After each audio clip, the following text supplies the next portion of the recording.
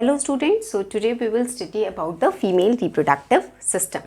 The female reproductive system consists of a pair of ovaries, oviduct, uterus, cervix, vagina and external genitalia.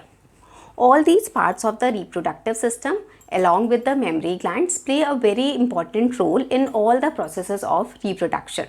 So let's start with a pair of ovaries. These are the two pair of ovaries which are present in female reproductive system. Let's do a bit of its structure.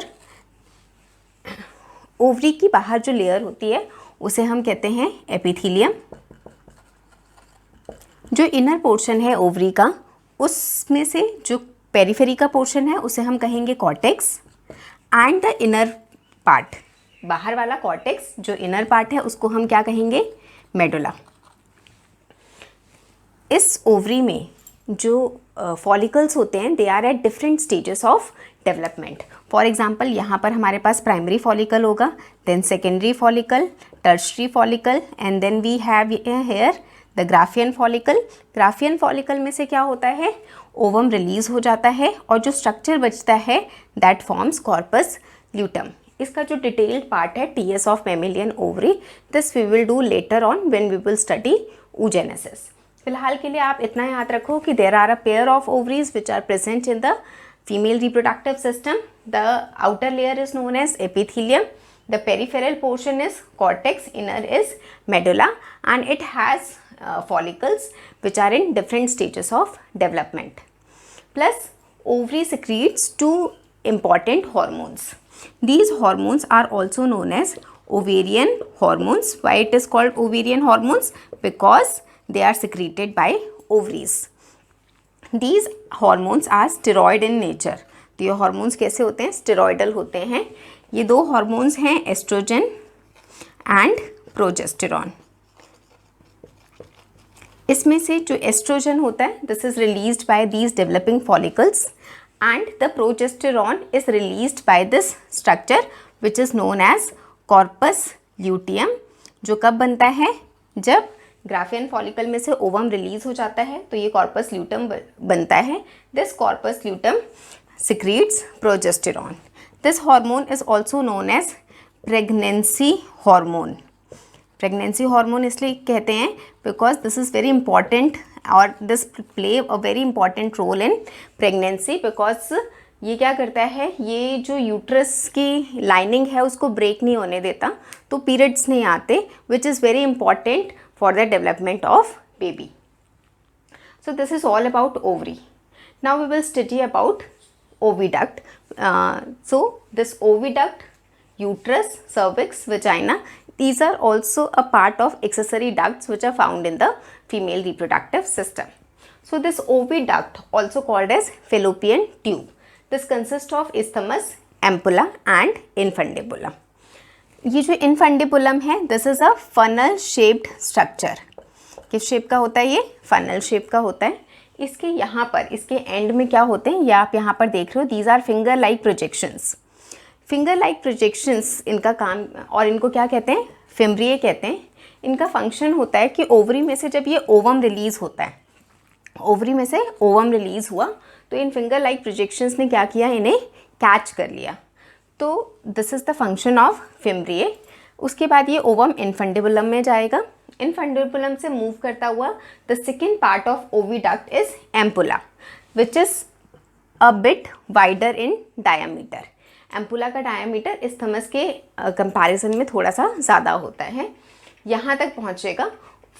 Ampulla के पास जो oviduct का portion है इसको हम कहेंगे isthmus. It is around 2 to 6 centimetre in length और ये इसके कंपैरिजन में इसका जो डायमीटर होता है वो कम होता है, तो दिस इज़ कंपैरेटिवली नैरोअर.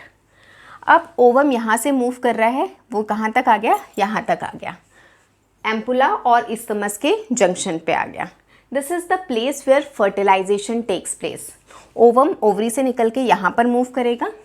जो स्पर्म्स हैं वो यहाँ वेजाइना से एंटर करके सर्विक्स में, यूट्रस में and then they will ultimately come here. तो अगर सेम टाइम पे एम्पुला और इस्थमस के जंक्शन पे सेम टाइम पे अगर ओवम और स्पर्म आ जाते हैं तो देयर आर मेनी चांसेस कि यहाँ पर क्या हो जाए, फर्टिलाइजेशन हो जाए. तो यहाँ पर फर्टिलाइजेशन हो जाएगी. So this is the region where fertilization takes place. उसके बाद this is the long portion of the isthmus. It is followed by this uterus. तो यूट्रस के इस पार्ट को हम कहते हैं uterine fundus and the centre one is known as uterine cavity. It is also known as womb, mother's womb, because for 9 months the development of baby takes place in this uterine cavity. Now this uterus has 3 important layers. The outer one is perimetrium, then myometrium, and the innermost is endometrium. Out of these 3 layers, these 2 layers, myometrium and endometrium, play a very important role. जो myometrium होती है, that consists of smooth muscles and therefore it is also called as muscular layer. During the expulsion of the baby or during the delivery of the baby, this layer undergoes uterine contractions. यानी कि जब baby की delivery होती है तो जितनी भी contractions होती हैं वो कौन सी लेयर में होती हैं? मायोमेट्रियम में. उसके बाद हम आ जाते हैं एंडोमेट्रियम पे. तो ये जो एंडोमेट्रियम है, this is also known as glandular layer. और पीरियड्स के समय जितने भी साइक्लिकल चेंजेस आते हैं वो कौन सी लेयर में होते हैं? एंडोमेट्रियम में होते हैं. तो मेंस्ट्रुअल साइकिल के समय all the cyclical changes which uterus wall undergoes is in the layer of endometrium and it is also called as glandular layer. Now this uterine cavity is followed by this portion of the uterus which is known as cervix, followed by cervical canal and then vagina or vaginal canal. तो ये जो cervical canal है और vaginal canal है या vagina है, this is the path from where the baby comes out. So this is also known as birth canal. So this is all about the internal structure of the female reproductive system. Now we will study about the external genitalia of female reproductive system. The external genitalia in the human female consist of mons pubis, then labium majus, also called as labia majora, plural, and majus is singular, labium minora, minus is singular, then clitoris, hymen. These are the parts of the external genitalia of female reproductive system. अब इसमें से this is a mons pubis. ये एक fatty और cushion वाला tissue होता है और इसमें यहाँ पर ये जो हेयर लाइक स्ट्रक्चर्स हैं, these are actually the pubic hairs. Then we have labium majus. This is singular, ऐसे हम इसे लेबियम मेजोरा कहते हैं. These are the fleshy folds of the skin. तो ये दो स्किन के 2 फोल्ड्स होते हैं, एक इस साइड और एक इस साइड प्रेजेंट होता है. This covers the vaginal opening. This is the centre में हाइमन के अंदर यहाँ पर क्या प्रेजेंट होती है? Vaginal opening. यहाँ पर क्या है? तो इसको कवर करते हुए 2 फ्लेशी फोल्ड ऑफ स्किन्स होते हैं जिसे हम कहते हैं labium majora. Then inside the labium majora we have 2 more fleshy folds of skin. Those are known as labium minus singular and labium minora. After that we have this clitoris. तो ये जो labium minora होता है, इसके जहाँ पर 2 labium minora meet करते हैं उसके टॉप में यहाँ पर एक फिंगर लाइक प्रोजेक्शन होती है. This finger like projection is known as clitoris. Urethral opening के जस्ट ऊपर होता है ये जो यूरिथ्रल ओपनिंग होती है, this is the part from where the urine passes out. Now this is the vagina. It is often covered by a layer which is known as hymen. It is often believed that this hymen, this layer, breaks during the first coitus or first intercourse. But ऐसी लड़कियां जो बहुत rigorous exercise करती हैं, for example cycling या horse riding, इसमें ये जो हाइमन वाली लेयर है ये पहले भी ब्रेक हो सकती है. और कुछ ऐसी भी लड़कियां होती हैं जिनमें ये कॉइटस के बाद भी ये लेयर क्या ब्रेक नहीं होती.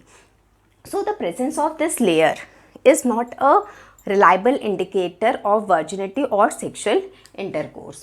So this is all about the external genitalia in the human female. Now we will study about the mammary gland. Now this is the sectional view of the mammary gland. So a pair of mammary gland is a characteristic of all the mammals. and is often called as breast. It consists of mainly two type of tissue. The one is glandular tissue and the other is fatty tissue.